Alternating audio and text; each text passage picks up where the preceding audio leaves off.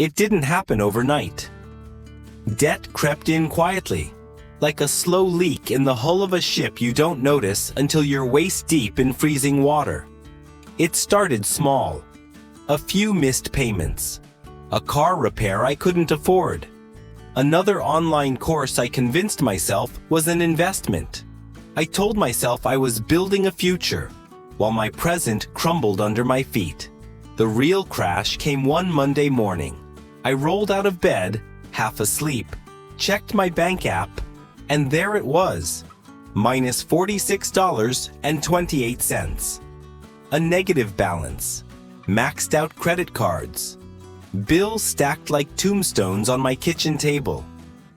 Rent was due in 6 days. Groceries were running out. The phone kept buzzing, numbers I didn't recognize but didn't need to. I knew who they were. I sat at my scarred kitchen table, hands shaking, shame curdling in my gut. This wasn't bad luck. This wasn't a bad month. This was the accumulation of every excuse, every delayed decision, every "I'll figure it out later." There was no figuring it out now. There was only a choice: lay down and drown, or fight like hell. I grabbed an old notebook, scrawled 3 words on the front in angry black marker.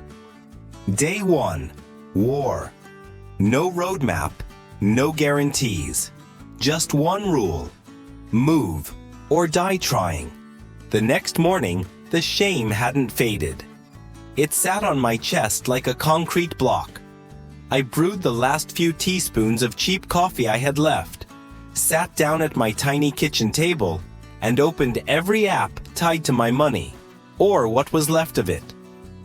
One by one, I wrote down the ugly truth.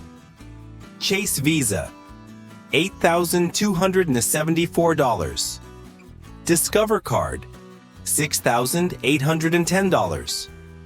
Capital One, $4,562. Student Loan, $7,936. Overdraft fees, unpaid bills, random charges. Total, $28,482 owed. Cash, negative $46.28. It wasn't one bad decision. It was 1,000 small surrenders. A $5 latte here. And I'll pay it next month there. Each one a slow knife to my future. I sat back, staring at the numbers until they blurred. No bailout was coming. No secret lottery ticket. No miracle rescue. If I wanted out, I had to be the one to crawl through the wreckage. I flipped to a new page in the notebook and wrote, Rules of War 1. No new debt. 2. Minimums first, then attack the biggest bloodsucker. 3rd, track every single dollar. 4. Work, hustle, survive. No magic, just discipline. Savage, relentless discipline. Somewhere deep beneath the fear, a tiny ember sparked. I did this. I can undo it. And that, as small as it felt, was enough to start. My first victory wasn't dramatic. It was selling a dusty old iPad for $80 on Facebook Marketplace. The buyer barely looked at me, just handed over the cash and drove off. Standing alone in that parking lot, clutching 4 crumpled 20s, I felt something real. Momentum.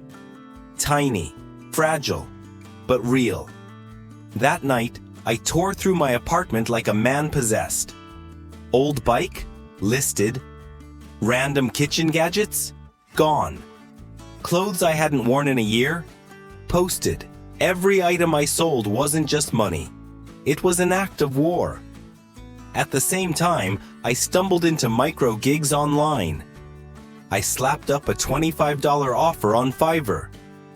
I'll write a blog post for your business. Fast, clear, SEO friendly. My first order came from a woman running a dog grooming service. 3 blog posts, $75. It wasn't glamorous. It didn't feel heroic, but it paid for 3 days of groceries.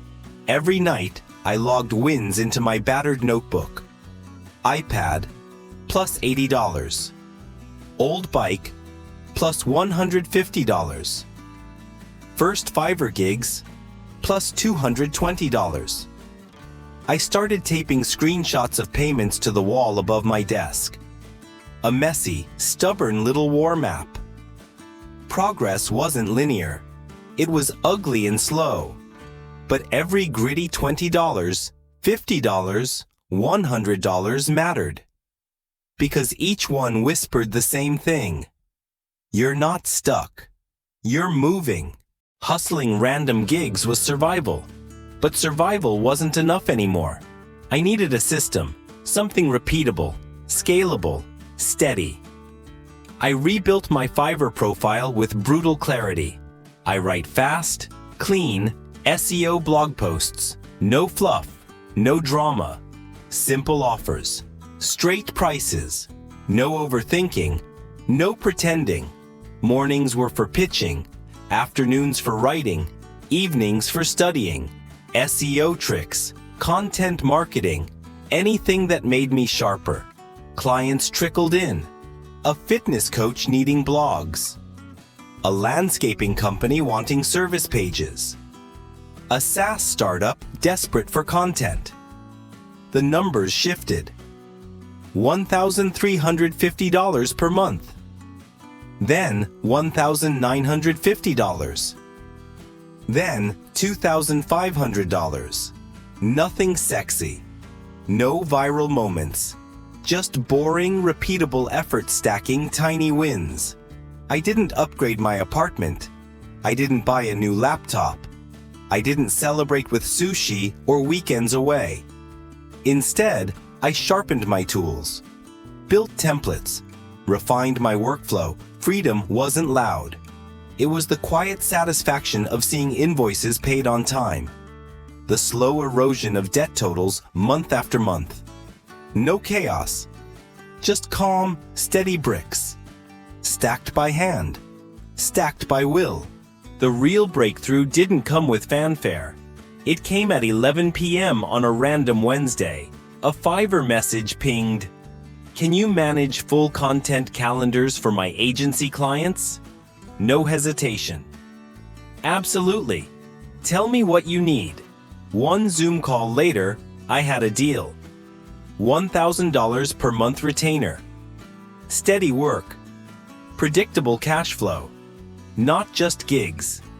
Stability. I attacked the opportunity like a starving man. Delivered polished posts early. Sent bonus outlines for future projects. Communicated faster than expected. No ego. No corners cut. Just pure execution. When he messaged, "You crushed it. Let's make this long term." I didn't celebrate wildly. I just stared at the screen, feeling a knot I'd carried for years finally loosen. With that contract, plus small clients, I crossed $3,200 a month. For the first time, I wasn't treading water. I was moving forward. But success has shadows too. Small indulgences crept back. $5 coffees. Random Amazon purchases. I deserve it. Nights out. One night, bloated from a $60 sushi binge I couldn't afford, I realized the enemy wasn't dead anymore. It was complacency. And if I let it in, everything I fought for could crumble. The closer I got to freedom, the heavier every step felt. By month 18, I had knocked down over $22,000 in debt. Only a few thousand left. And that's when the whispers started. You're fine now. Slow down. Treat yourself. It sounded so reasonable. And yet, I knew better. I didn't crawl out of hell to camp at the gates. I wanted out. All the way out. I tightened everything again. Sold my TV. Picked up 2 extra freelance projects. Cut every luxury to the bone. Every spare dollar became a bullet. fired directly into the heart of what remained. $200 here, $500 there, another painful $1,000 thrown at the balances. The final stretch wasn't exciting. It was brutal, lonely, exhausting. But then, one rainy Tuesday morning, I opened my banking app. Final payment processed. Chase Visa, $0, 0 cents. Discover Card, $0, 0 cents. No music played, no parade rolled by. Just silence. Real, heavy, sacred silence. Freedom didn't roar in.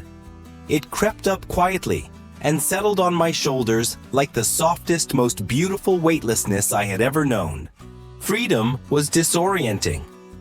For months, survival had been my only focus. Now, with no debt dragging me down, I found myself asking a terrifying question. What do I build now? I didn't rush to upgrade my life. No new car, no fancy apartment, no shopping sprees to reward myself. Instead, I grabbed a fresh notebook, cracked the spine, and wrote in thick black Sharpie, Day 1, Freedom. New mission. Save a $10,000 emergency fund. Invest 20% of every dollar earned. Build a business, not just freelance gigs. Freedom, I realized, isn't given, it's maintained.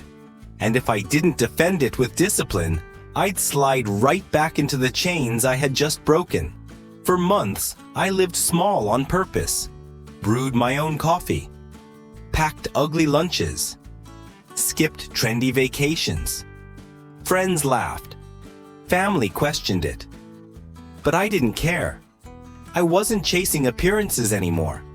I was chasing sovereignty. 6 months later, emergency fund full. Investment accounts growing. Freelance income stable and rising. I wasn't rich. I wasn't flashy. But I was solid. And that was worth more than anything money could buy. More money didn't solve everything. It created new problems, the kind no one warns you about. Suddenly, invitations rolled in. Come to Vegas. Treat yourself to a new car. Why are you still living in that tiny place? It was tempting. After years of grinding and saying no, a part of me desperately wanted to say yes. To feel caught up. To prove I was successful. But deep down, I knew what they didn't. Freedom isn't built by spending. It's protected by restraint. I set 2 hard rules. 1. 72-hour wait for any purchase over $50. 2. Every dollar had to serve protection, growth, or true joy. Nothing else. At first it sucked. Saying no felt like deprivation. But slowly, no after no, a new kind of pride grew. The kind you can't buy. The kind that comes only from building a foundation no one can knock over. I printed a quote and taped it above my desk. Rich is loud. Wealth is quiet. I wasn't interested in looking rich anymore. I was interested in becoming unbreakable. One afternoon, sitting by the window with a cheap cup of black coffee, I realized I wasn't chasing dollars anymore. I wasn't chasing survival. I was chasing meaning. All those nights writing boring blog posts about dog shampoo. All those skipped coffees. All those lonely Friday nights staying in to save $20. They weren't just about paying off debt. They were about building someone new. True profit wasn't the number in my bank account.